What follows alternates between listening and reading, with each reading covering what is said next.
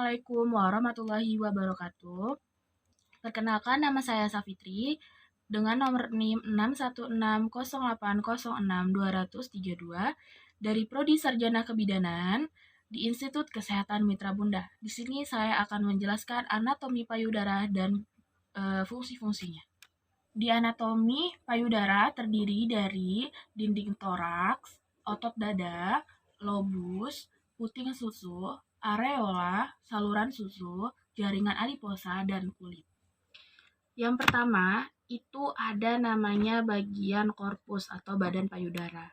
Nah, jadi korpus ini itu bagian yang melingkar yang mengalami pembesaran pada payudara yang disebut dengan badan payudara. Jadi sebagian besar badan payudara ini terdiri dari kumpulan atau jaringan lemak yang dilapisi oleh kulit. Terus yang kedua itu ada areola. Areola itu bagian yang hitam yang mengelilingi puting susu. Terus terdapat juga banyak kelenjar keringat, terus kelenjar susu, baru ada kelenjar sebasea. Nah, kelenjar subasea ini juga berfungsi sebagai pelumas, pelindung bagi areola dan puting susu. Nah, bagian areola ini yang akan mengalami pembesaran selama masa kehamilan dan menyusui. Terus puting susu. Puting susu juga disebut dengan papila.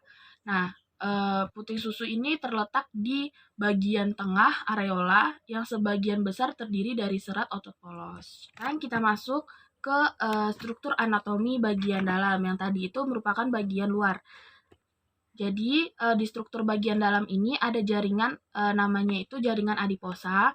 Nah, jaringan adiposa ini terdiri dari jaringan adiposa atau yang biasa disebut dengan jaringan lemak. Yang biasa terdiri di bagian payudara yang terdapat lemak-lemak. Jaringan ini juga memberikan konsistensi yang lembut pada payudara.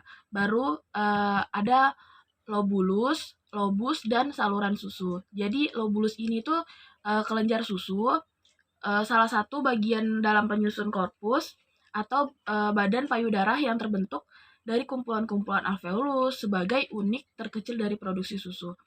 Nah, terus lobulus ini yang terkumpul kemudian membentuk lobus.